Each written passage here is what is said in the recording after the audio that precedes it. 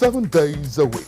You can watch NTA International live on your TV, computer, iPad, tablet and phone.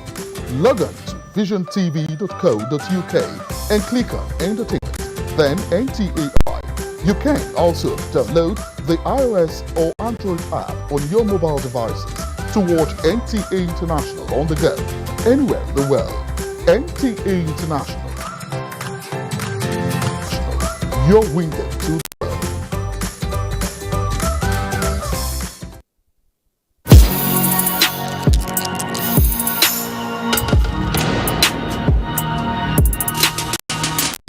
What limits you? Nothing.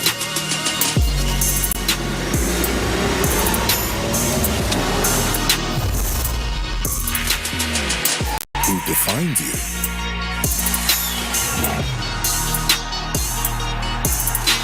No one.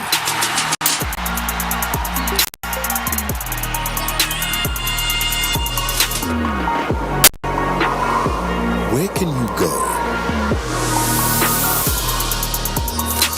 Everywhere. With unlimited super-fast internet access, free Intel to Intel calls, and crystal clear quality conversations, you can do and be whatever you want to be. Intel. Live more. Recently, both the President and Vice President demonstrated leadership by being among the first Nigerians to have the AstraZeneca vaccine administered to them on live TV for all in the country to see. Subsequently, many federal ministers, political leaders, and members of the Presidential COVID-19 Task Force have publicly taken the vaccine to follow in the footsteps of President Buhari and Vice President Oshibaja. To obtain it yourself, please go to the NPHCDA website. There is a link to click on in order to register and schedule your vaccination. In the meantime, please continue to wear face masks, wash your hands frequently, use hand sanitizer, and observe social distancing.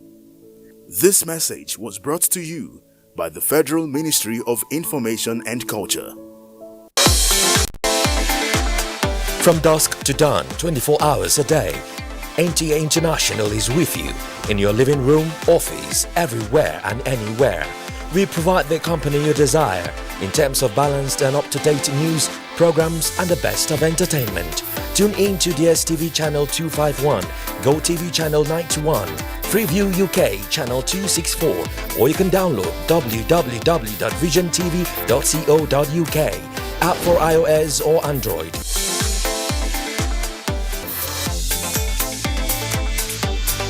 You can also see us on Facebook and YouTube for quality content on the go. NTA International, Africa's window to the world.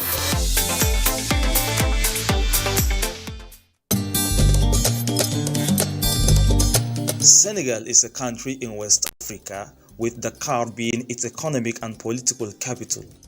The capital, Dakar, lies on the Cape Verde Peninsula, the westernmost point of continental Africa.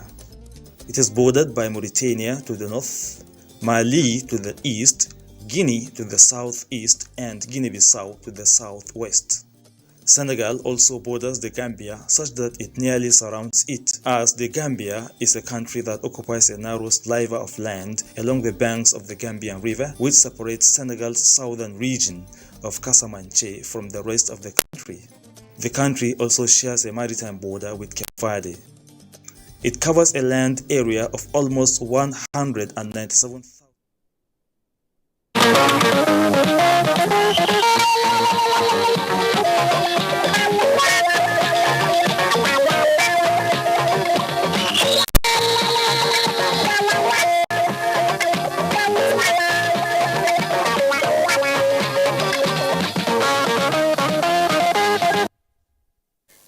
Hello and thanks for joining us for another edition of Newsline in our first in the month of February. I'm Elizabeth Omori. I'll be standing in for your regular host, Jennifer Igwe. On our lineup today, we have some bizarre cases. Ritual killing is an ugly trend in Nigeria today, particularly among youths who believe it's a fast route to wealth. Many have had their lives gruesomely cut short by this evil. That is completely abominable and uncalled for. Away from movies and bizarre tales, what are the facts missed by misguided youths who are consumed by get-rich-quick without hard work syndrome? Our correspondent has a feature on this. Remember the video trending of a young man who allegedly wanted to kill his mother for money ritual? We have an update and an interesting dimension to the story. We have good news shining from the NYSC, where an initiative by the First Ladies boosting access to good health care and promoting well-being. On our key also, we have highlights from last farewell activities for Nigeria's former head of the interim national government, Chief Ernest Shonekan. It's a loaded package. We have to take the news segment first by Claire Adilabu Abdurazak. Over to you now, Claire. Thank you, Lacey. And we'll begin straight away from Addis Ababa, Ethiopia, where Nigeria and Ethiopia have resolved to spearhead efforts at achieving sustainable peace, stability and democratic order on the African continent for a prosperous future. Now, this resolution was made at a high-level engagement between President Muhammadu Buhari and the Prime Minister of Ethiopia, Abiy Ahmed, on the margins of the ongoing African Union Summit in Addis Ababa. Here is State House correspondent Adamo Sambo with the report. During the high-level meeting, President Muhammadu Buhari and the Ethiopian Prime Minister critically analyzed the prevailing situation in Africa, especially the unconstitutional changes of government, which they described as a disastrous wave that has been sweeping recently in parts of the continent. The two leaders are worried that the resurgence of coup d'etats, coupled with the unresolved conflicts and other security challenges, can only undermine efforts at achieving the desired progress on the continent. This is a situation, a critical situation for Africa, a crossroads that requires leadership, good, solid leadership, and that it was really the responsibility of the big countries on the continent to now step up and provide that leadership for the whole continent. And so they are looking at how to come together, a few countries, to deliver that leadership. The Ethiopian Prime Minister also used the opportunity to thank President Muhammadu Buhari for Nigeria's support to his country during its trying times recently and efforts at restoring normalcy. The President really expressed his gratitude and believes that Mr. President's role and support and encouragement have been absolutely crucial to stabilizing the situation here in Ethiopia. The President welcomed the direction in which now going and the big effort to unite such a big country. He compares it to Nigeria, the diversity and the size of Ethiopia, and the effort to keep it as one and to deliver real development and prosperity for the people of this country. Nigeria and Ethiopia, Africa's leading countries demographically, have long-standing and robust bilateral relations spanning decades. Both President Muhammadu Buhari and Prime Minister Abiy Ahmed, however, believe that opportunities abound for expansion in critical economic sectors towards enhancing mutual progress and prosperity. In the meantime, President Muhammadu Buhari formally received a comprehensive briefing on the coup attempt to oust President Umaru Sissoco Embalo of Guinea-Bissau, which was aborted by loyal forces. This was when he granted audience to the Minister of Foreign Affairs of Guinea-Bissau, Suzy Basosa, who is representing President Umaru Sissoco Embalo at the ongoing AU summit in Ethiopia. The Foreign Affairs Minister of Guinea-Bissau came to deliver a message from the President of Guinea-Bissau and essentially to provide Mr. President with the details of what transpired during the attempted coup d'etat. He was shown pictures, the deaths and the destruction that occurred, and sympathized and promised to together with his Chief of Defense Staff and others to look at what Nigeria can do to help to support and stabilize the democratic system in Guinea-Bissau, so they don't go back to the situation they had, in the last 15 years. Guinea-Bissau's Foreign Minister Suzy Basosa had told President Muhammadu Buhari that the coup planners who attempted to kill President Umaru Sissoco Embalo destroyed the presidential palace with bazookas, as a result of which 11 young people paid the supreme price. The restoration of order, she said, took about 5 hours. From Addis Ababa, Ethiopia, Adamu Sambu, NTA News. And back here, the presidency reacted to correct the wrong perceptions contained in the article, "What is Nigeria's Government For?" by Financial Times, UK, on January 31, 2022, by David Pelling. In a statement by the Senior Special Assistant to the President on Media and Publicity, Garba Shehu, notes that the article highlighted rising banditry as proof of such slumber, failed to equally note the security gains made over 2 presidential terms. The statement pointed out that Boko Haram used to administer an area the size of Belgium at inauguration. Now they control no territory. It also cites the first comprehensive plan to deal with decades-old clashes between nomadic herders and sedentary farmers experienced across the width of the Sahel, with the introduction of pilot ranches which are reducing the competition for water and land that drove past tensions. The presidency says banditry grew out of such clashes and criminal gangs took advantage of the instability, flushed with guns that flooded the region following the Western-triggered implosion of Libya. It assured that government will overcome the challenges like others. And as Nigeria begins the search for credible leaders to consolidate on the gains of President Muhammadu Buhari's administration, a coalition of youth groups in Akwa Ibom State are pressing on Vice President Yemi Osinbajo to join the 2023 presidential race. The youth insists that the country needs a leader who can continue with lofty programs of President Buhari, particularly those that impact directly on the poor and most vulnerable. Here is Clement Barakwe with the rest of the report. Carrying placards with different inscriptions, the youth under the aegis of Akwa Ibom Coalition for Osinbajo 2023 took their message of confidence in Vice President Yemi Osinbajo's capacity to lead the country to major roads and streets within Oyo metropolis, while expressing satisfaction with the untiring efforts of President Buhari to lift millions of Nigerians out of poverty. The youth maintained that the country needs committed and well-grounded leaders in 2023 to sustain the gains of the present administration. His chances are very bright. I mean, he appeals to every demographic group in Nigeria, as it were. He appeals to the youth, to the women. We want better life for women, our children. We want more. President Muhammadu Buhari has laid the right foundation, which Professor Yemi Osinbajo, in our opinion, will be able to build based on his capacity. The rally brought together representatives of youth groups from the 31 local government areas of Akwa Ibom State. In Uyo, Clement Barakwe, NTA News.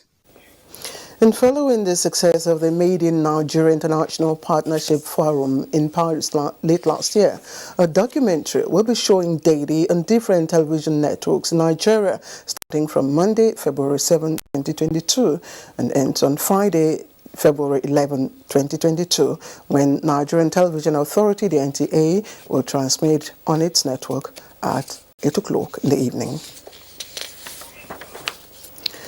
Minister of State Labour and Empowerment, Festus Keyamo, has raised the bar of advocacy to engage women and youth in different empowerment programs as a means of alleviating poverty and other social problems in the society.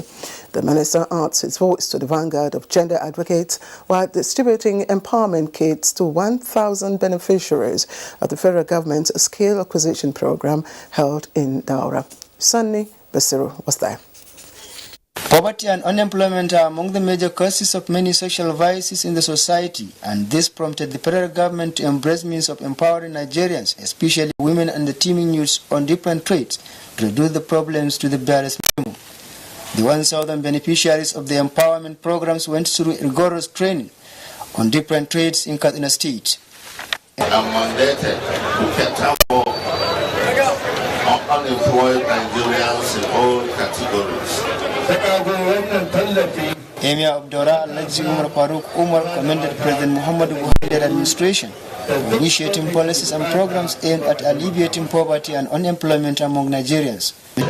I appreciate the knowledge I acquired during the acquisition skills and the NGE program.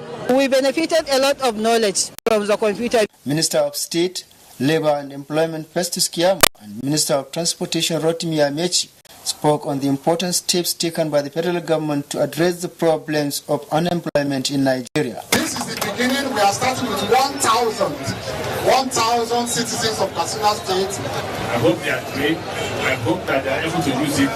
Even if they can't eradicate poverty, let them reduce poverty. From Daura, Sani Basiru, NTA News.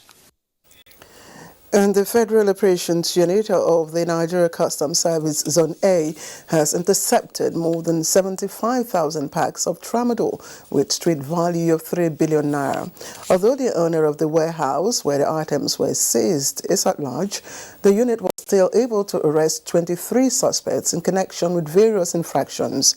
Michael Olaleye will tell us all about it. The renewed strategies adopted by the Nigeria Customs Service to rid the country of smuggling activities is gradually paying off. This time, 75,492 packs of tramadol were discovered at a warehouse in Monkey Village, Kirikiri area of Lagos. The warehouse has been sealed, but the customs is still on the lookout for the owner.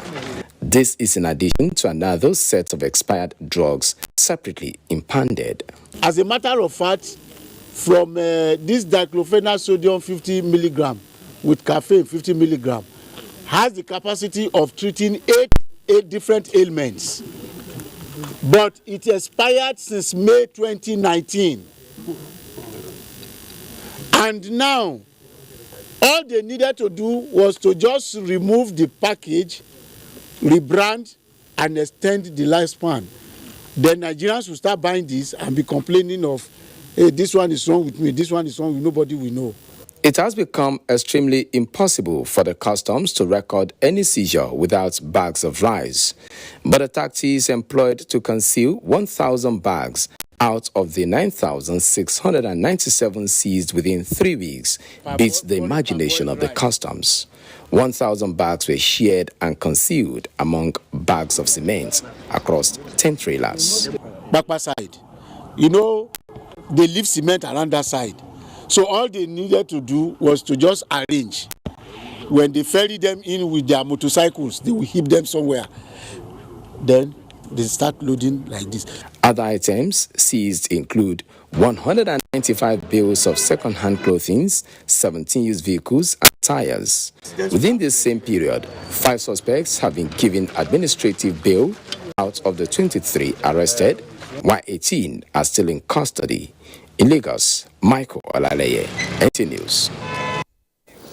Meanwhile, over 22,160 kilograms of illicit substances have been seized in a sting operation conducted in 8 states by operative of the National Drug Enforcement Agency, NDLEA. Now, the substances are identified as codeine syrups, methamphetamine, loud, and cannabis sativa, among others, believed to have fueled a lot of criminal activities in parts of the country. 29 suspects were arrested in connection with the crime, including 268 debit cards seized from one of the suspects. And the NDLEA says it has destroyed 3 hectares of 4 dry season cannabis farms in Igbogiri Forest of Rihanwa local government area of Edo State. Now, women and girls who choose to wear the hijab should be allowed without prejudice or fear of bias. This is the rallying point of human rights activists as part of activities to mark the World Hijab Day. Salwa Khalil tells us more. hijab and I am a symbol of good behavior that you can impersonate. This spoken word poetry defines the hijab, but for the Islamic scholars, the hijab goes beyond a piece of clothing. Truly, the hijab represents everything that we as Nigerians, as a nation, aspire for. Today, the hijab has become a global mode of dressing, but not without some challenges, especially among Muslim students who choose the hijab. Hence, the need to protect the right of such individuals. And the way our children, Muslim children who use hijab, are being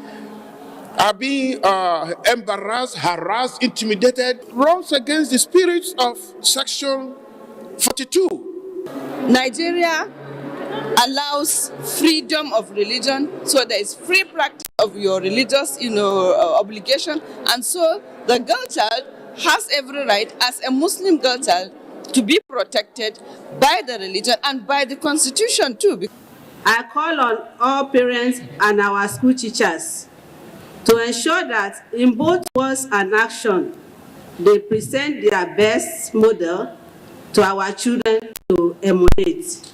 The World Hijab Day is a global commemoration, and in Nigeria, there is a bill at the National Assembly calling for legislation on the use of the hijab and has killed second reading. Despite dissenting voices against the use of hijab, campaigns are still on to foster understanding that hijab is not a choice, but the right of every Muslim woman. Salwa Khalil, NTA News. All right, time for sports now. And the second half of the finals of the AFCON 2021 is still going on in Cameroon between finalists Senegal and, of course, Egypt. Scores remain 0-0. Now, for more sports updates, let's join Ntalive Olumide. Nigeria is on the verge of establishing a University of Sport as the National Institute for Sport is being repositioned for greater heights, intellectual-wise and in terms of structure. The Minister of Youth and Sports Development, Sunday Dare, confirmed this during his official visit to the institute, assures stakeholders of government support. Hopefully, to have a University of Sports, that bill is ready. It's going to go to Mr. President for accent. The NIS will be central. We also hope to affiliate with no institution all over the world, whereby we can also be running other programs aside the NBT programs. From the Nigerian Professional Football League, Remo Stars are back on top of the league table after pipping Shooting Stars of Ibadan via a long goal. In one of the round 11 matches played Sunday evening, MFM played goalless with Aqua United, among other results. From Katsina, Awal Ali reports that Governor Aminu Bello Masari has pledged support for sporting activities in schools to help students achieve their dreams in academics and sports. The governor appreciated the state contingent that won medals at the Nigerian School Sports Racket Games. In basketball, a brand new basketball team is underway in the country as a two-day basketball clinic organized by N Youth Sports Academy to elevate young basketball talents came to a close on Sunday in Abuja. The clinic gave intensive training to over 100 junior players hoping to become champions in the future. For youths like me, it's a very great thing to see. Met other people who taught me in a way I understood. In another news, the Lagos State Government and the United States Consulate have unveiled the African Drone Soccer Challenge to help students build their capacity not only in sports but in science. Use what they learned here in other education, other careers. So we're using this as a seed to plant inside of the students. We hope that really ignites the spark with the education ministry to be able to really focus on STEM. The pace setters, Ijayasin Senior Grammar School, emerged the overall best team with sports update Olumide Guntola, NT News. Now, he is a silent achiever whose accomplishments are visible across all sectors of the economy, but unknown to many until he was appointed head of the interim national government. And for the few months he was at the helm of affairs of the country, late Ernest Shonekan demonstrated that love for one's country should be unapologetically focused and safeguarded. As his remains were laid to rest in Lagos, reflections were centered on these outstanding qualities in fulfillment of the biblical verse that sweet is the memory of the righteous. Again, we join Michael Olaye with the rest of the report.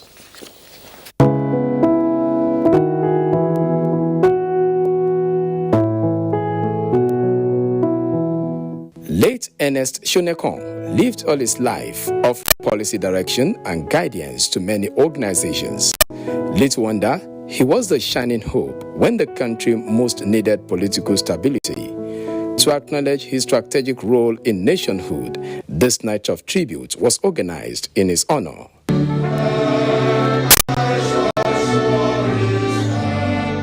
Apart from the heavenly renditions and hymns, outpour of emotions reigned, all pointing to the meaningful and impactful life of one man who epitomized success, yet humble. I can recall vividly that he attended the Council of State meeting of 22nd January 2019 on a wheelchair after his first domestic accident. On a wheelchair, but because of his desire to see Nigeria on the path and trajectory of growth. He also helped at that time, a critical time in 1994, to set up the Nigerian Economic Summit Group, which is going to become one of the most respected institutions in the continent today. Beyond business, our nation remains grateful to him for the stabilizing role he played at the most trying period in our body politic.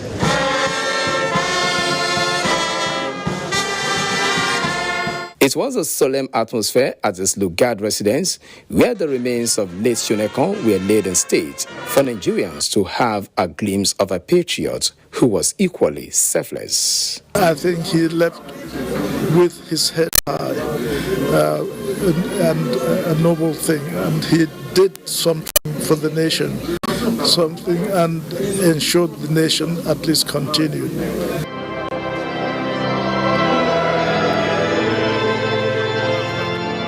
Unique hymns further highlighting the heavenly gains of righteousness and upright believers dominated proceeding at the funeral service.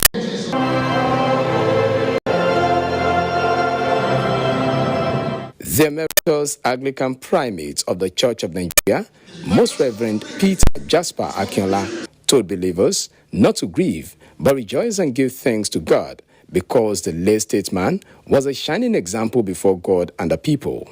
He falls asleep in the Lord, and at the end of time, he will rise again and lead to a new life, a life that has no end. The Vice President, Yemi Osinbajo, who led a federal government delegation, described the late Ernest Shonekan as a patriot who lived his life always conscious and motivated by the burden of duty.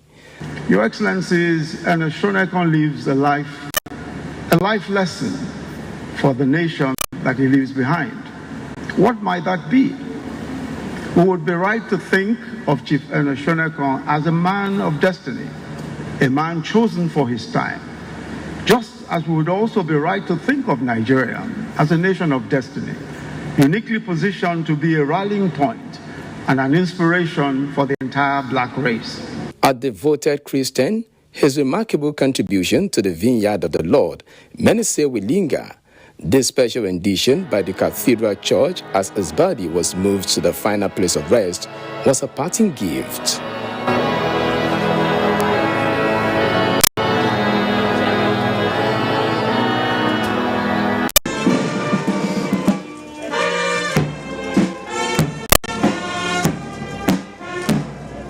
At the graveside, the atmosphere was charged with various military performances, ranging from ceremonial parade to the 21-gun salute and cannon firing. The dust-to-dust rites was performed by the family amidst feelings of how much it will be greatly missed. May the Lord bless him. Even though it was short, about 3 days, he held briefly for that period, that interim national government. It was a sacrifice for the country. And even after then, it's contributed in so many ways. The Economic Summit Group is one of his legacies and all that. For his courage and selflessness to national call and role As a stabilizing factor at a crucial time in the nation's history, the late Ernest Shonekan will always be remembered.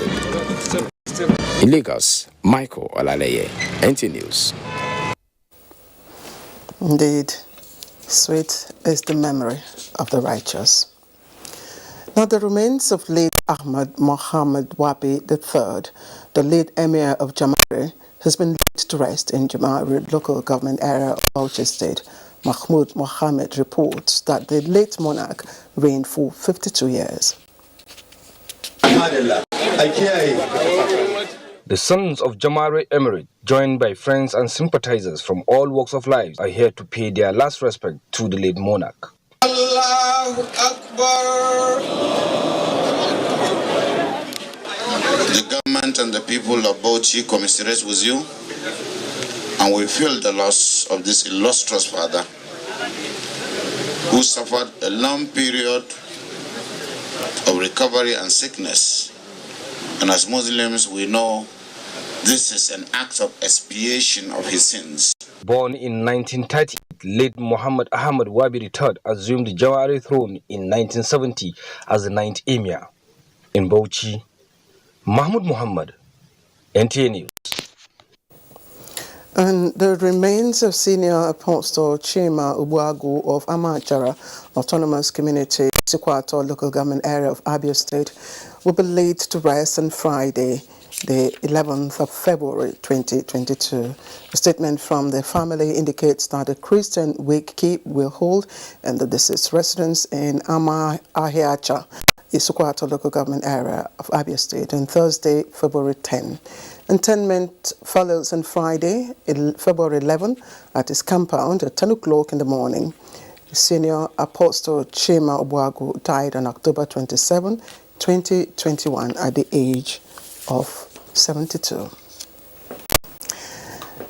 And that ends the news from this end, but you can always follow this news broadcast live on our website, nta.ng/live, and on YouTube channel, NTA News Online. You can also visit our Twitter handle at NTA News Now. Our Facebook page is NTA Network News, and Instagram, NTA Network, for more updates. Lisbeth will be back in just a moment, and don't forget to always join us to fight rape and rapist.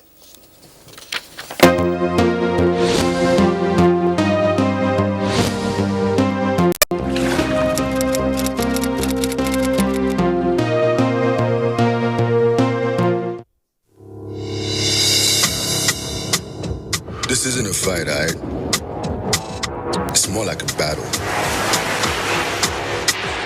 So you gotta come through from the jump. Show them it's too much hard to get bypassed. Cause you and I both know nobody's playing in these streets. See, if you hold back, you lose. If you get cold feet, you freeze. That leaves only one way to go, really. And that's hard. So show up, show out, show yourself, battle for your dream.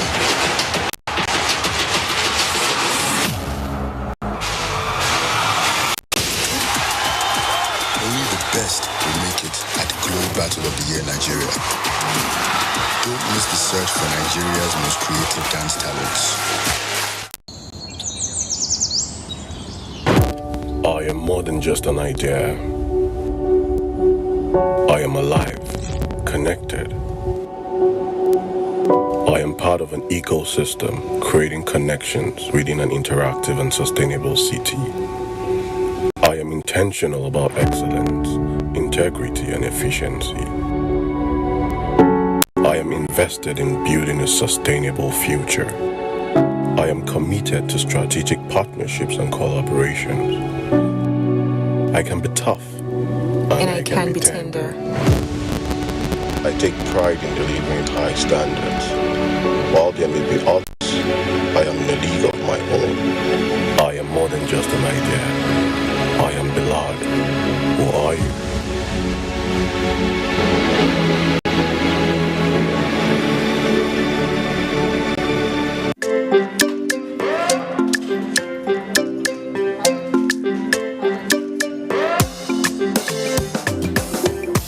Jaye go gym. You won't go shake your body. Instead, they make it calm down. He the form say you sabi.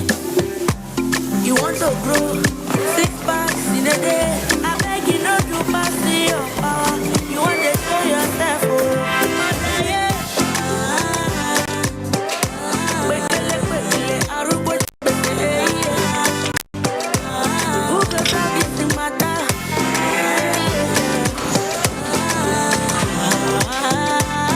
Whatever your size, find it with the new Airtel data plans. Dial *141# now to get the plan that suits you.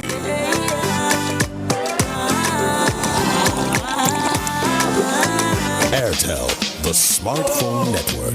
At the heart of your waking up and going out is your desire to succeed. This keeps you awake, running through your mind, even when bathing. At Bedmate, we understand and remain your partners in providing you durable furniture that helps you work better and introduces you as a person of good taste. That's why from 13 January to 20 February 2022, you can own items in a Sophia Office series at incredible discounts of 20% off with amazing gifts too. Hurry now to our showrooms to enjoy this limited offer like many others needing high-performance work tools to success. If I buy this bully, now trekking be my portion. Udo, it be like say they happen for there.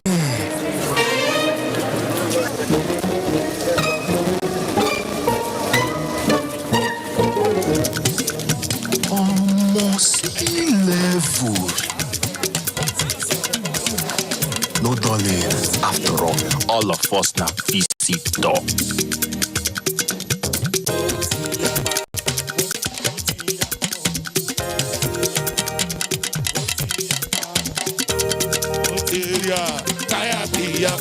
Oh boy, now me the one place with 7 times a woof. Bros don't get 5 times a woof. And this I don't collect 6 times a woof. This one now, woof everywhere you go. Whether you be new or old MTN customer, turn up a woof with the boss spray everywhere you go. Bobby, make una show.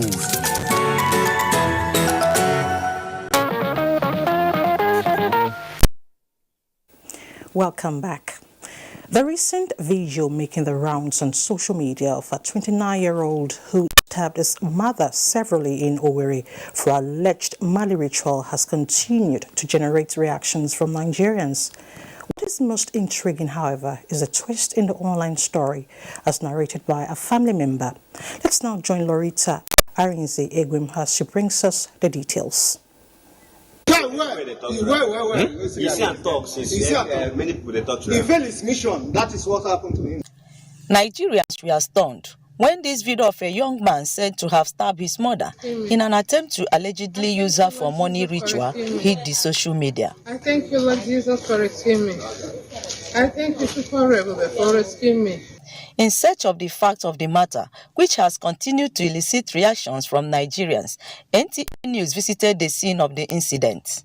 This is the exact room where it all happened.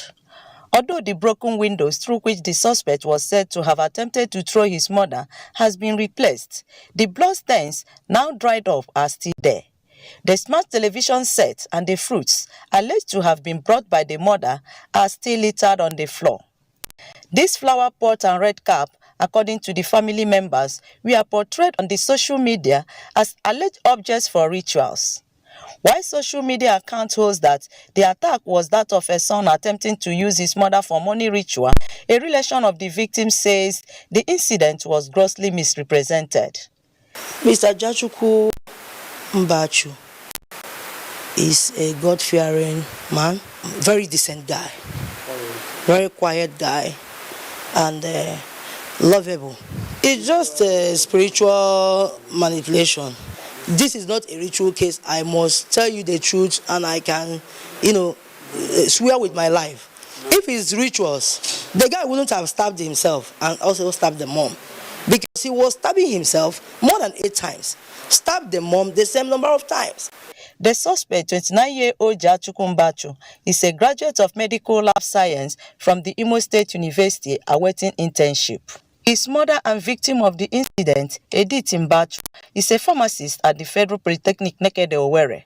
An attempt to reach her for her own side of the story proved abortive as she was still in hospital receiving treatment. While the accounts of the family and information trending on the social media vary, we sought to reach out to the Imo State Police Command for further clarifications. So the victim happens to be, according to the family, that he is mentally retarded.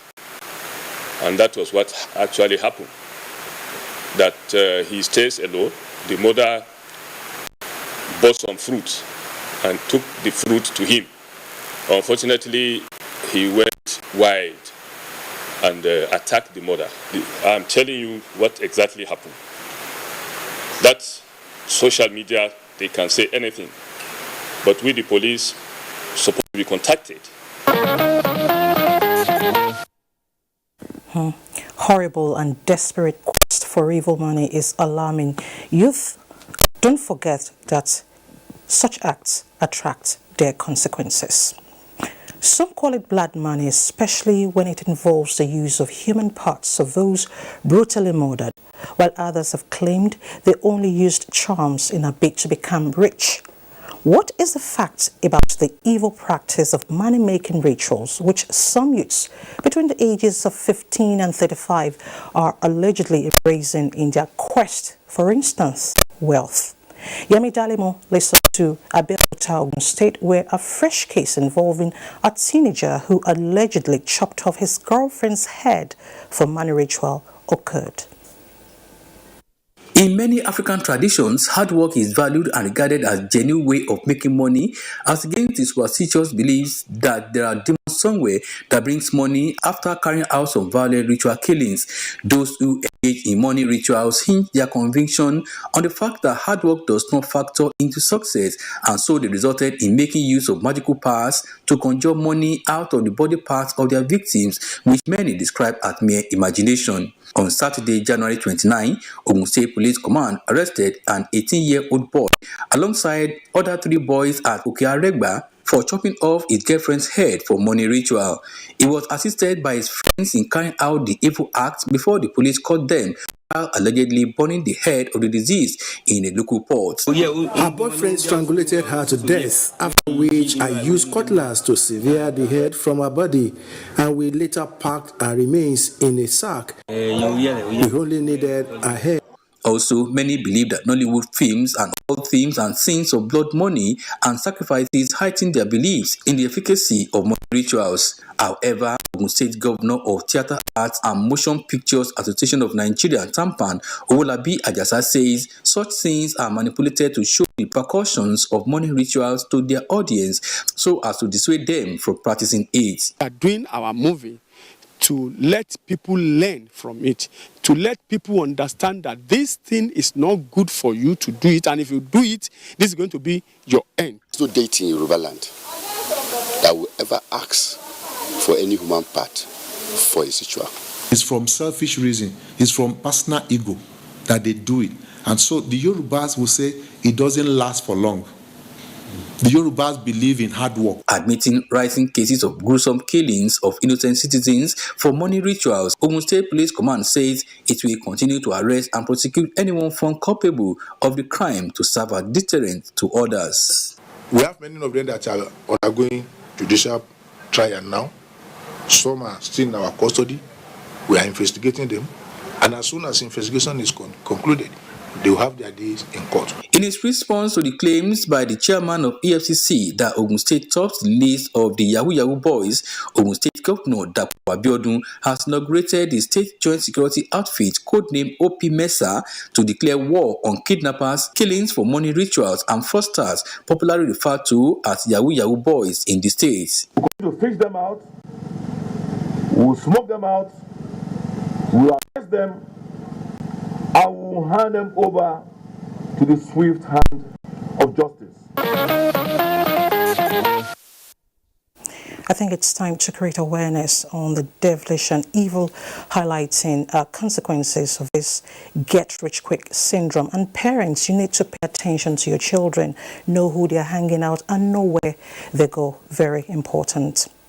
The agony experienced over the last 2 weeks has now turned to happiness for Jibril Sadi Mato, the 11-year-old student of El Kanemi College of Islamic Theology, Maiduguri, who narrowly escaped murder due to school bullying, has been discharged from the hospital following remarkable improvement in his health status. Yagumsu Bokar has an update. A joyous moment at the amenity ward of University of Maiduguri Teaching Hospital, having seen Jibril Sadi Mato, who was rushed into the hospital 2 weeks ago in a pool of his own blood, now back on his feet, walking out of the health institution. He has been highly traumatized. It's not only him, of course, we have been traumatized as well. But for now, I think we should try to seek for an alternative option, because we don't want him to have still the impression that, that environment where that thing occurred to him. I will seek for justice for my son. Whoever who did this to him, he should be brought to book. I'm feeling good and normal. Are you going back to school? Yes, I'll go back. Shortly before his departure from the hospital, Borno State Ministry of Education presented gifts to Jibril out of joy. If you look at the degree of laceration, for this boy to be able to recover within 2 weeks and go back to his normal state is indeed a fine feat on the part of our doctors. I'm much happy he's been discharged from the amenity section. May Allah continue to relieve him of what has been with him for now. It was an exceptional scenario at the El Kanemi College of Islamic Theology, Maiduguri, as Jibril was given a rousing welcome amidst jubilation from staff and students.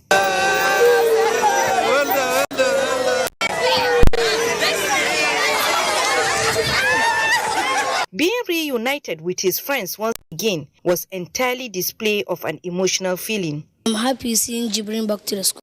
I feel that he will not come back again and sit with us. When Jibril left the school, I was saying the thing like it was a dream. Time the thing happened, guy, I don't even want to see him. Even if he is not going back to this same school for now, certainly Jibril will further his academic pursuit elsewhere. This is good news indeed, and good to know that Jibril is back. Let's amplify the campaign against bullying. Now, to an update on the case of alleged rape and death of an internally displaced teenager by a humanitarian worker in Maiduguri. The autopsy and gynae examination reports have been released to the police, while concerned citizens are screaming justice for the deceased victim. Over now to Pauline Kuje for the updates. It could be recalled that a teenage girl, Aisha Umar, known as Auntie Hijab, who engages in domestic work for pay, was allegedly raped by one Huzaifa Abdurrauf, which eventually led to her death. Autopsy have been carried out. Other relevant tests that are mandatory for cases like this, particularly when it involves rapes, have been done. We have gotten the results of the autopsy. The investigation, is a series of processes. It is still ongoing. There are certain things we have been looking for. At the end of the day, we are going to compile everything and then send it to DPP. After they might look at it, they will now pass their verdicts. At the end of the day, it will be taken to court for prosecution. Though the body of the teenage girl has since been buried, government and other concerned citizens are calling on authorities concerned to thoroughly investigate the case. At the end of it all, I'm sure justice will be done, because this is a government that is gender sensitive. This is a government that is after the interests of the girl child. The one thing I want to say is justice must be done to the poor girl. And I'm happy the way the government and then the police are handling the issue. In case if anybody has any information that it has not gone to the knowledge of us and the police, please, they should avail us with that information. The memories of Auntie Hajja's death will forever linger in the minds of her family, as her uncle, whom she died in his presence, narrates her confessional words. Yayin da na zo a gawance da na dawo, that he, Huzaifa, had taken away her virginity and stabbed her. Meanwhile, Borno State Commissioner for Women Affairs and Social Development, Zuwaira Gambo, has sent cash support to the family of the deceased. We are following the case. Justice must be delivered. And like you know, at the NTA, we have zero tolerance for rape. Sexual exploitation can happen to both gender, but when such atrocity is committed by people who are meant to be shining example in society, especially spiritual leaders, then it's baffling and worrisome. In Ido-Osun, Osun State, there are allegations against a prophet who allegedly sexually exploits vulnerable ladies and women in his church under the guise of spiritual cleansing. Femi Afario takes it up from here. I met Prophet Adeyemi on the road on my way going to my house, and he stopped me, tell me I have vision, and he told me the vision, and he asked me to come to church to come and do the necessary thing. I started going to his church, and the next thing I will see, I'm starting having affairs with him. See, I'm pregnant for him. Later, he aborted the pregnancy for me.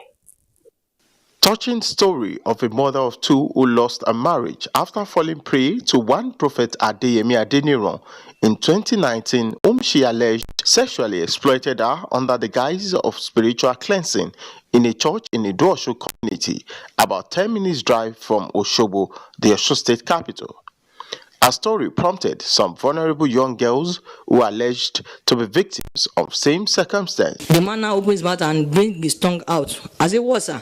She wants to give me power. I say, power of what, sir? She just want to power me so that all the evil I will not say. I say, I'm not here for evil. The man now say, come closer. He now drag me. He say, no, he just want to give me power. I say, we dragging. Stop. He later stop. So I went out. Travelers, travel. My mother took me to his church to pray concerning my traveling out. He raped me several times and later slept with two of us, promising that he will fortify us against evil spirits.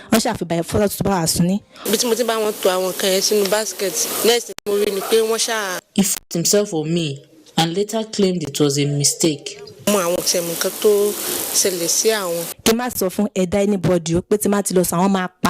He threatened me that if I ever tell anybody, I will die. Please, nothing evil must happen to my daughter. 50 years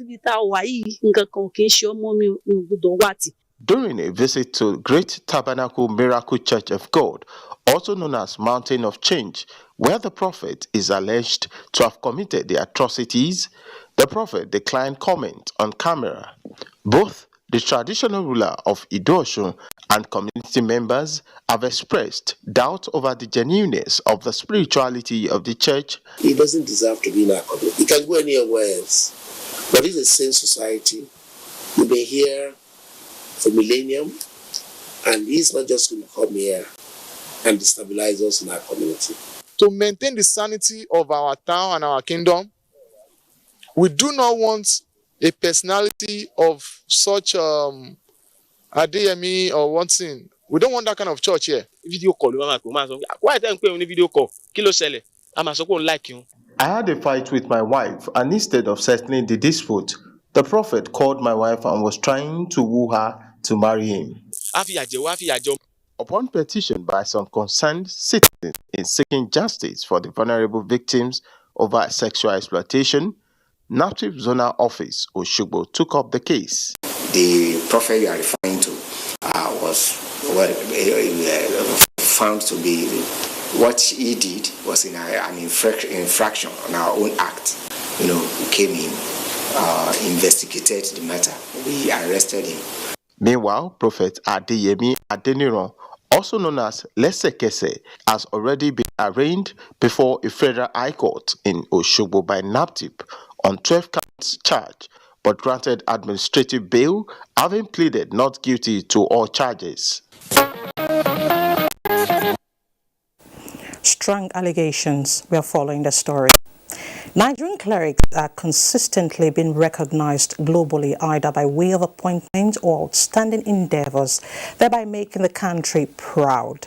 They help in flying higher the green, white, green colors and the nation's robust foreign policy geared towards deepening diplomatic ties with the developed and developing nations. For more advancement, Talatu Izerike compiled some of the outstanding achievements recorded so far.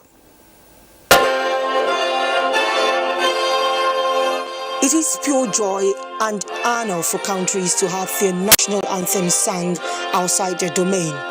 Here, Nigeria's green, white, green flag was flown high at the Red Sea in faraway Israel when some Nigerians performed the pilgrimage exercise. Spiritual relations date back to ages for which many Nigerian clerics are being recognized or appointed for international assignments. As a tradition in the Catholic Church, the Pope alone appoints bishops or persons on special assignments and also creates cardinals. In this regard, Nigeria has been blessed with 4. Among them is the late Dominic Cardinal Ekedem of blessed memory. Into your sanctuary, we come to adore you, Lord. Going by the records, the papacy has appointed many Nigerian priests for global assignments.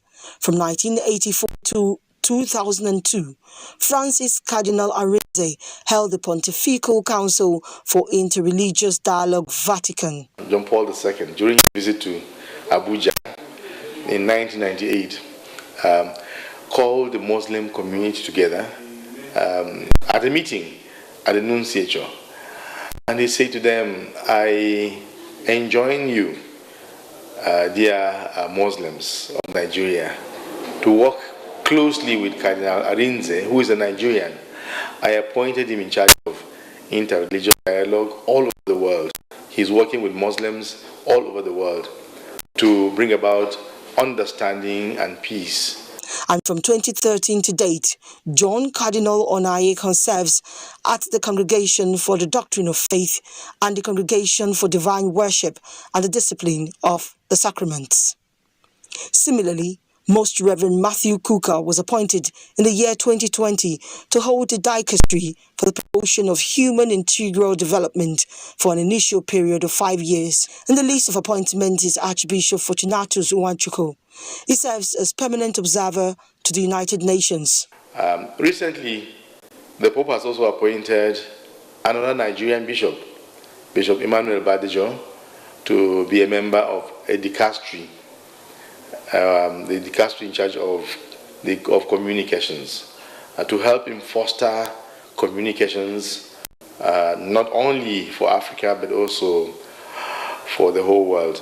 There are others, especially in the Anglican Communion, talking about Nigerian Archbishop Josiah Idowu Ferron, who is doing Nigeria proud as Secretary General of the Anglican Consultative Council. He's a peacemaker. The movement for peace continues. He advocates for peace in Nigeria. Also on record that Nigerian clergymen, both in Christianity and Islam, have extended their preachings globally to impact positively on the faiths. Names such as late Abubakar Gumi and late Sheikh Ahmed Lemo of blessed memories, and Sheikh Muhyiddin Ajani Bello readily come to mind. Allah has given me opportunities of traveling beyond the shores of Nigeria, to London, to Singapore, alhamdulillah, to America, and the like, preaching the message of Islam. Wherever I happen to be, I look Nigerian. So I make sure that I preach the message of unity, but positive unity. More grace, and they need our prayers. Time to take another break. More reports. See you again.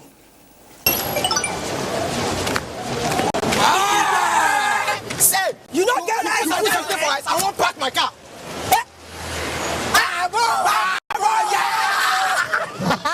Take care of your father's car. Barrel.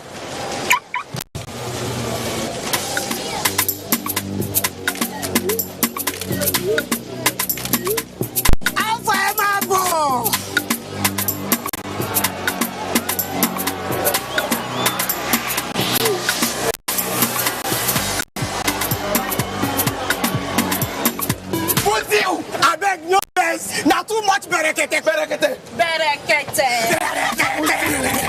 A heavyweight voice and data plan. Get 600 Naira free credits plus 700% bonus on every recharge and up to 100% bonus on data plans. Does your toothpaste give you complete fresh protection?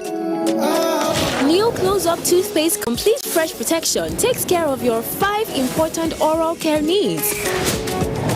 It gives you strong teeth, prevents tooth holes, cleans deeply, fights bacteria, and gives you fresh breath. Complete fresh protection from Close-Up. If I buy this bully, now trekking be my portion. Udo, people like say they happen for them.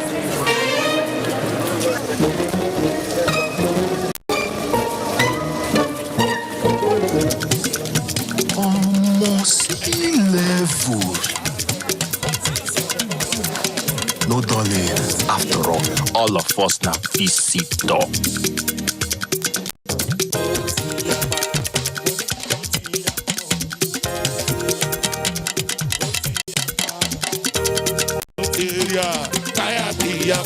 Oh boy, now me the one place the 7 times a woof. Bros don't get 5 times a woof. And this I don't collect 6 times a woof. This one now woof everywhere you go. Whether you be new or old MTN customer, turn up woof with the boss spray everywhere you go. Bobby, make una show.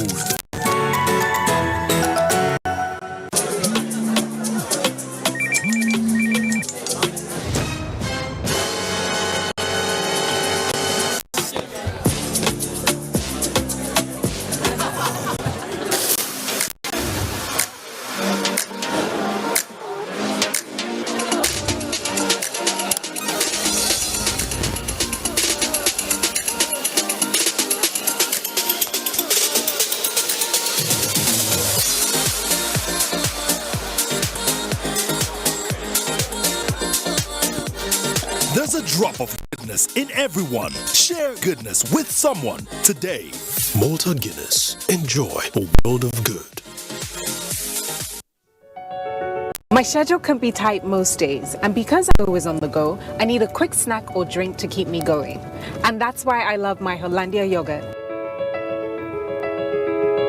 Every day I choose Hollandia yogurt because it contains protein, calcium, vitamin A, B vitamins, and vitamin H, which my body needs. Hollandia yogurt comes in 2 variants, plain sweetened and strawberry. Wholesome nourishment from your favorite brand.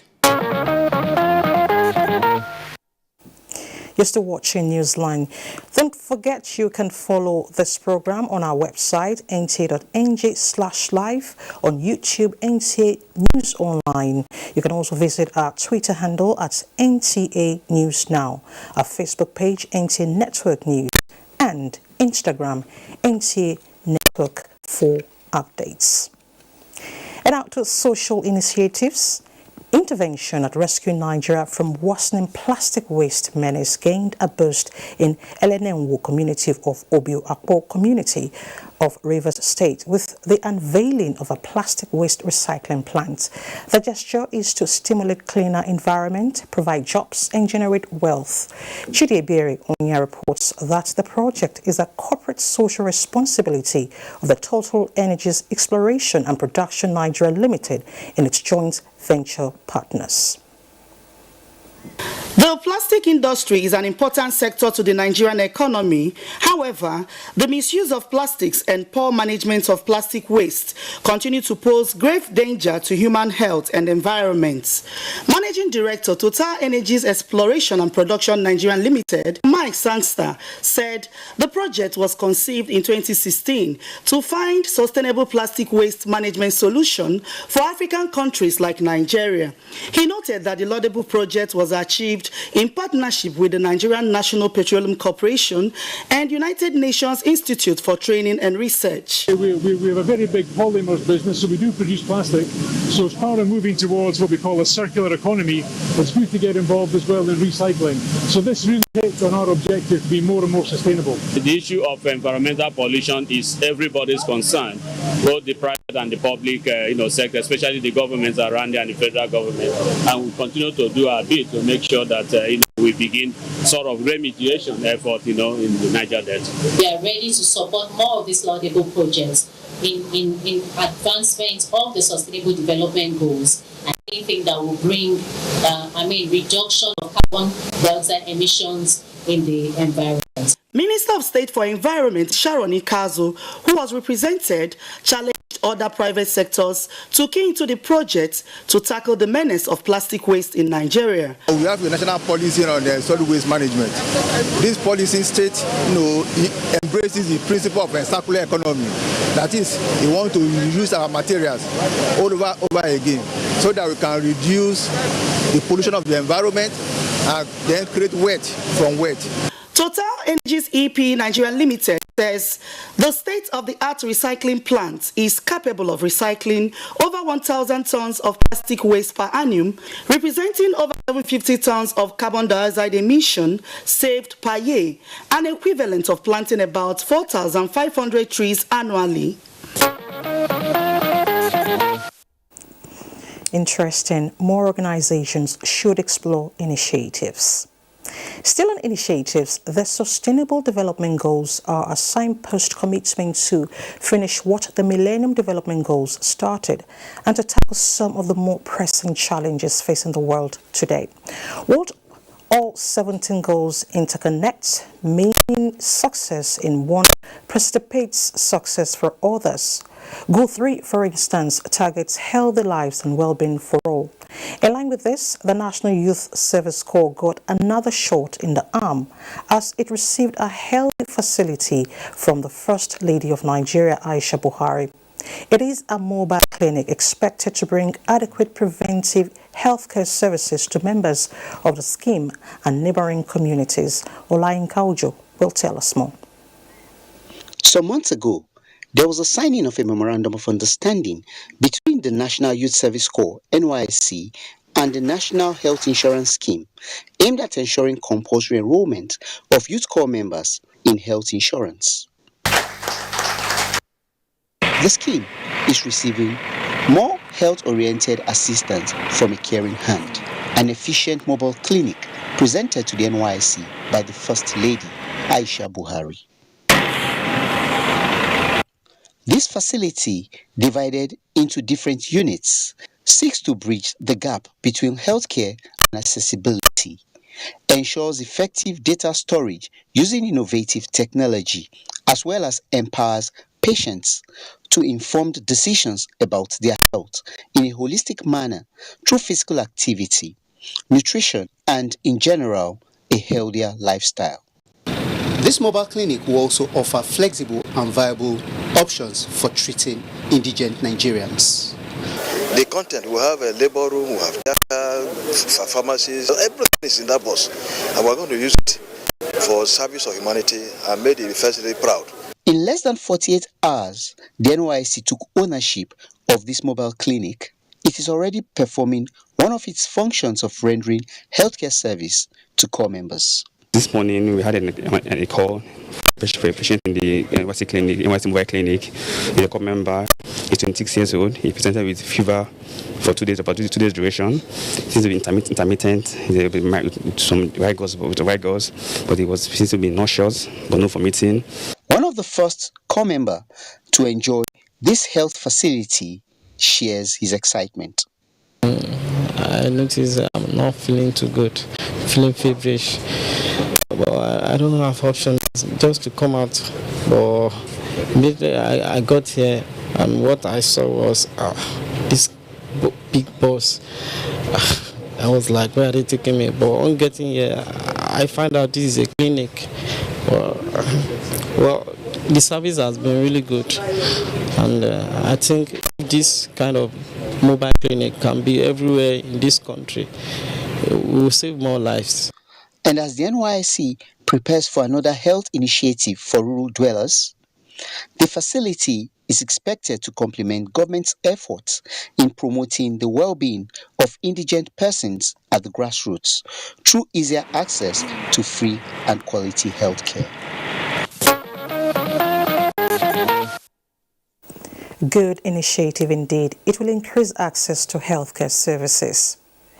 Now to our social diary reports. February will remain a memorable month for the family of the Minister of Police Affairs, Muhammadu Maigari Dingyadi.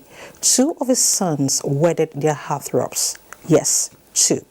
Dalhatu Abdullahi reports that President Muhammad Buhari was represented at the wedding, which took place at the seat of the Caliphate. The 2 sons of Minister of Police Affairs, Bello Maigari Dingyadi and Rufai Maigari Dingyadi, are starting new life with their heartthrobs. The wedding began with pre-wedding events where the 2 brides, Safia Suleiman Shinkafi and Nuseba Muhammad Bello, had families and friends gathered to rejoice with them.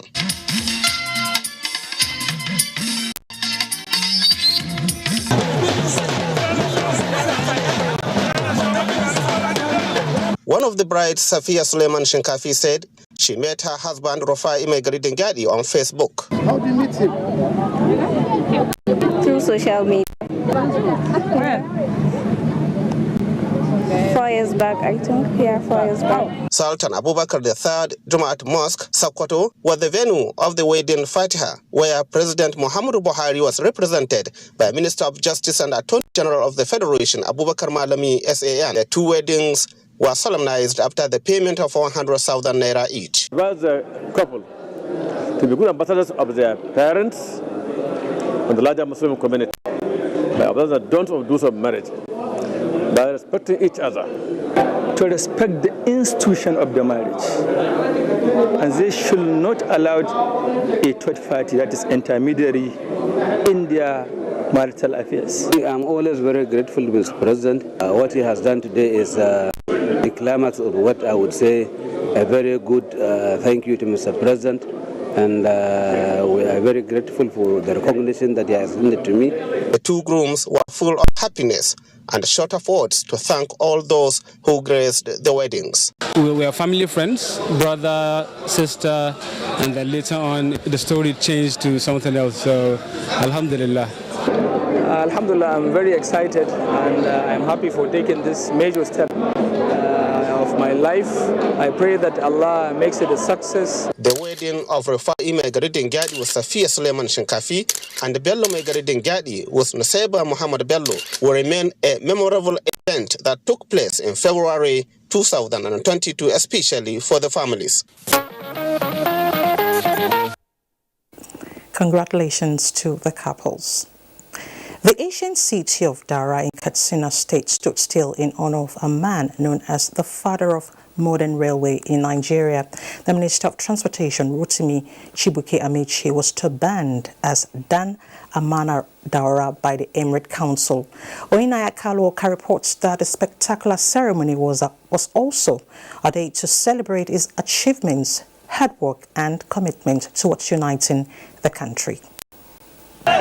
It was an impressive show of love as the people of Daura trooped out to the ancient city gates to welcome the Minister of Transportation, Chibuike Amechi, and escorted him to the palace for the Tubani ceremony. Here at the Emir's Palace in Daura, it is a colorful activities with so many presentations from the north, east, west, and south. In fact, it can be described as a melting pot, bringing about unity, peace, and togetherness. The Emir's Palace was alive from the several posters to the dignitaries from all walks of life. Politicians, traditional rulers, friends, and well-wishers, irrespective of tribe, religion, or status, were at the palace to witness the ceremony. Done with the Tubanin, the Dang Aman and Daura, that is the trusted son of Daura, paid homage to the Emir in acceptance of the title. We are Muslims and our religion allows us to respect those who respect us. If we turban anyone, it is not because he gave us money or we want something from that person. We turban people irrespective of their religion or tribe. The title, Dang Amana Daura, according to the Emirate Council, has not been conferred on anyone for a long time, and this is due to the significance and the burden attached to it. The reforms and infrastructural development in Daura and Nigeria as a whole in the transportation sector by the Minister of Transportation, Rotimi Amechi, qualified him to be conferred with the title. You could see that we are one people, and this will be another clear example that it doesn't matter which part of the country you come from, we identify ourselves as one, brothers and sisters. You can see the caliber of people from all walks of life. You can see the type of person, the friends he has. I mean, he's one of everybody. It will go a long way in synergizing love between the Southerners and then the Northerners. This is a way of bringing all Nigerians together. Amechi is deserving of this honor because, one, he's a very hard-working man. He is a detribalized person. I'm grateful to the Emir and the Emirates, and then I'm also grateful to the President. We'll continue with the railway, improvement on the railway, and ensure that we keep to the promises that we have made. That's what we just do. Then hoping that with the recognition to support us more. It was a fascinating ceremony that also witnessed the turbaning of Nasrul Hali Dudanu as Tafid and Babandaura.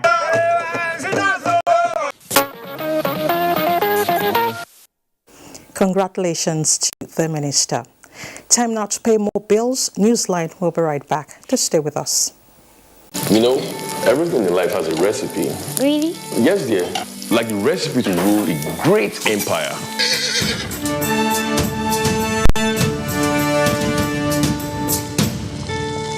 The recipe to be the best of the best.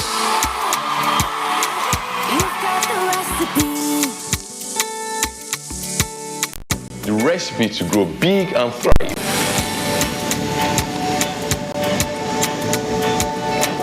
And the recipe to lead the world. Every recipe is about making what you want from what you have. So, I have the recipe to be whatever I want. Exactly. You have a recipe. What will you make? Nestle. Good food, good life. Ovaltine, 3-in-1. It has great taste. Big day ahead. Yummy, yummy. Full of nourishment and vitality. Active bodies and shop like soya. Ovaltine, 3-in-1. 3-in-1. Ovaltine, 3-in-1. New Ovaltine 3-in-1. Smart choice for smart kids.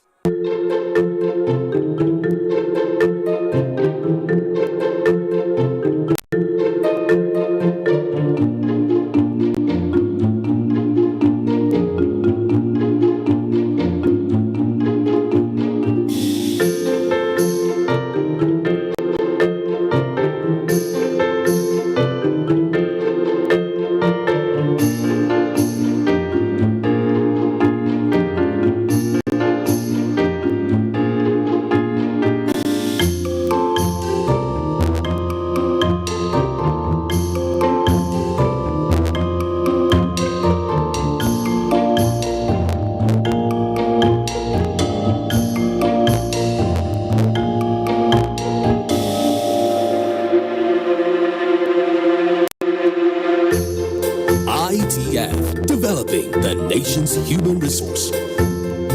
Black, it's not dark, it's bright. Black is bold. Black is every color, all together.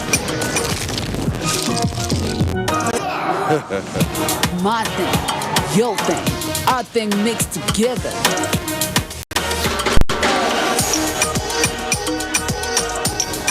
Black shines brightly. Drink it in. For an event as big as the 2021 Africa Cup of Nations, you can't afford to miss out. So where do you go when you want to have a full AFCON 2021 experience? You go where everybody goes. When you're looking for the vibe, you go straight to the source. So if you want to have it all, go all out for the 2021 Africa Cup of Nations with GoTV. Catch all 52 must-watch games live on SuperSport on GoTV. GoTV, love it. Thanks for staying with us. The ancient town of Bida, the home of the Nupes in Niger State, has been classified as a creative city by the United Nations Educational, Scientific and Cultural Organization, UNESCO. Jones Ajayi takes a look at what this portends for the area, as it is one of the 49 newly classified creative cities in the world. The United Nations Educational, Scientific and Cultural Organization Creative Cities Network was established in 2004 to promote cooperation with and among cities that have identified creativity as a strategic factor for sustainable urban development. It is on this premise that Bida in Niger State was declared a member of the UNESCO Creative City Network alongside 48 others. Bida is popular for her Swatamoku brass work, Masaga glass works, Dokoza metrological works, as well as Basa clothes weaving industry, amongst others.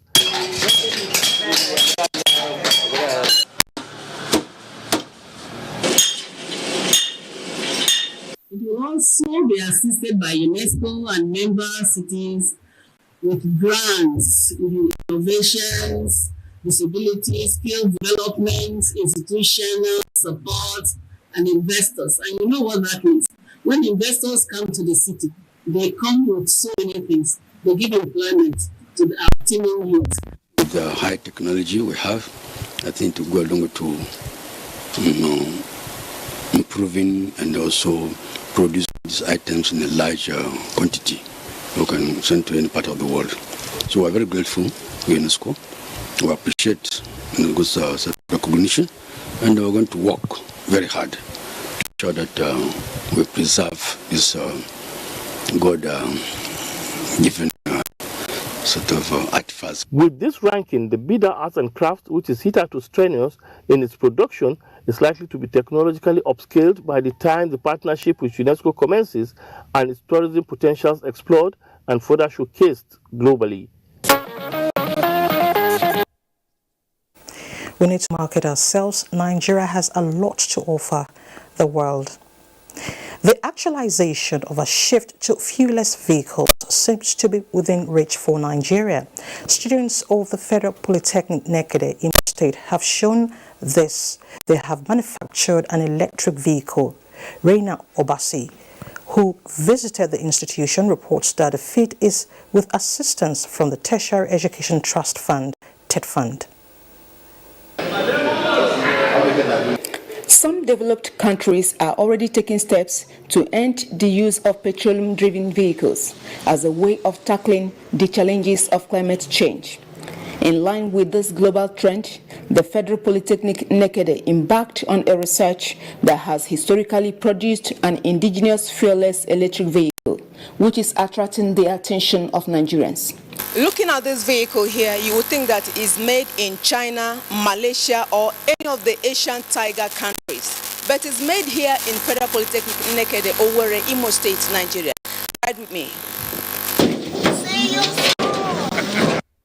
Chinedu Nwosu is the leader of the engineering team behind this invention. He says the success is a product of months of hard work. Students were here, they were part of this. They took part in the metal cutting. We have a laser cutter there. We use those laser cutters to teach them how those metals are cut. They did them themselves, we placed them. Then the arrangements of the wheels, those shock absorbers and the rest of them, they were there when we raised the tires up, and they were part of the fixing. The electric vehicle is made with locally sourced materials which are environmentally friendly and can move 55 to 60 kilometers per hour using charged battery. That everything is just locally made here, from the design, the construction and everything. I partake in terms of a wedding aspect of it. For the first time in history, we have an electric car in the campus. At least it's kind of a helping hands to the Nigerian student. I learned a lot of things. Like, it was really good doing it practically. Took part in the welding and metal cutting. We have the funds today. We do many of these in a very short time. Having done the first one, the other ones will be faster, because we already know what to do and how to do it. And I'm hoping that government and other people will key into it.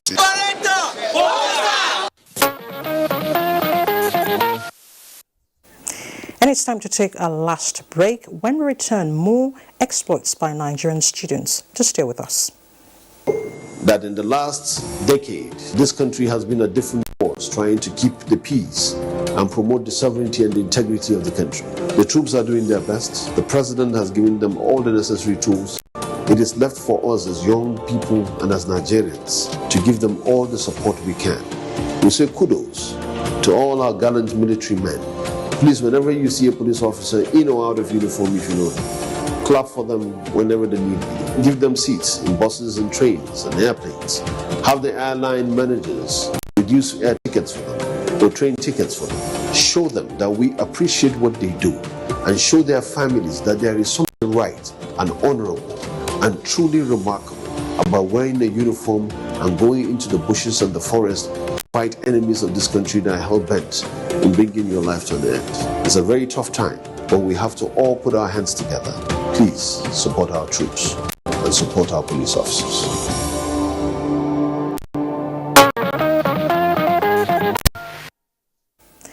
Invention, they say, is the mother of technology. This is the story of some graduating students of Mechanical Engineering Department, University of Jos, who manufactured a prototype of a sports car as a final year project. Abba Abubakar Yakubu takes it from here.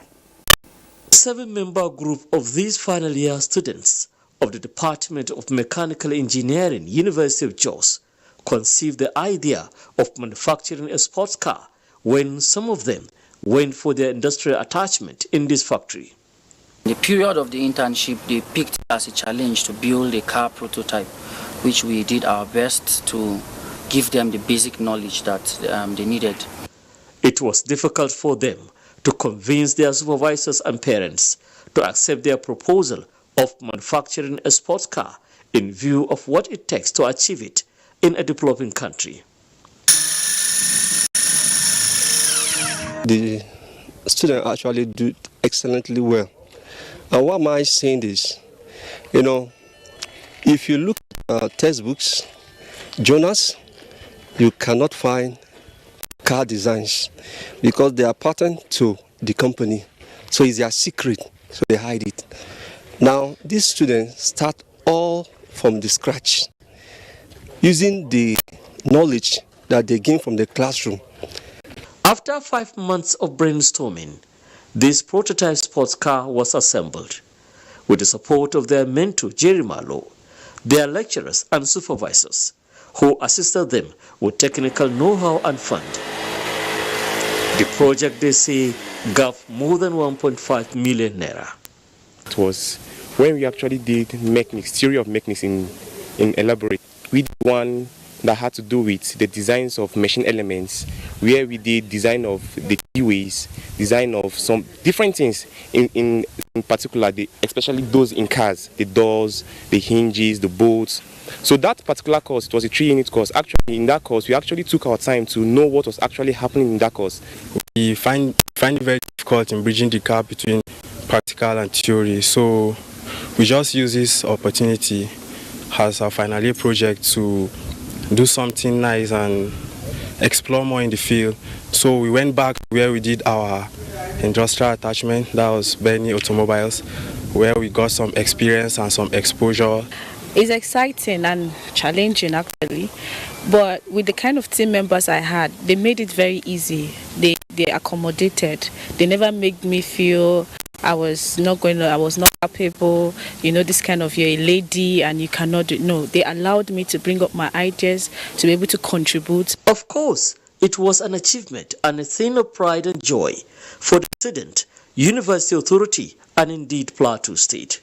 I've seen engineers being produced by the university who not only know how the mechanics of a car works, they also know how to even manufacture and ensure that all those theoretical things they know, they are putting it into practice. So the University of Jos is quite delighted with this innovation presently going on.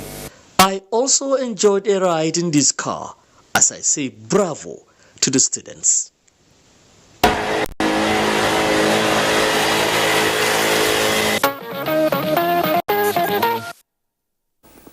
They are making great impact. They must be encouraged. And just before we go, it is still goalless in the final match of AFCON 2021 in Cameroon between Senegal and Egypt. The second half of the extra time is on. Will it go into penalties or will any of the teams get a goal? Well, we only have a few minutes to find out. And that's Newsline today. We want to thank you so much for your time. We'll see you next week. Do be nice.